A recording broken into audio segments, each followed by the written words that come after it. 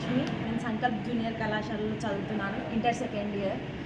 యోగా వల్ల మనకు ఎన్నో లాభాలు ఉన్నాయి. స్ట్రెంత్ పెరుగుతుంది, హెల్తీగా ఉంటాం, నార్మల్గా అవుతుంది దానికి సిక్కుగా. అండ్ ఆసనాల వల్ల మనం చాలా స్ట్రెంత్గా ఉంటాం, ఒక 10 మందికి ఆదర్శం అవుతాం. ఇంకా యోగా వల్ల చాలా లాభాలు ఉన్నాయి.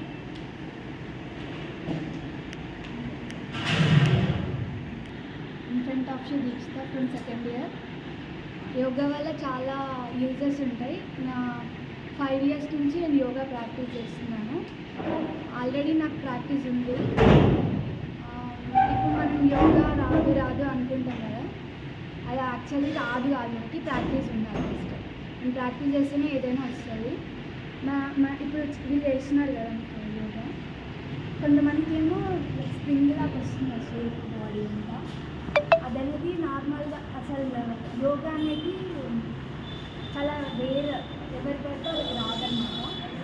బాగా ప్రాక్టీస్ ఉండాలి, మనం చేయగలుగుతాం అని అనుకుంటేనే మనం చేస్తాం. చాలా ఇంకా ఫిట్గా ఉంటాం, మనం మెయిన్ ఫిట్గా ఉంటాం.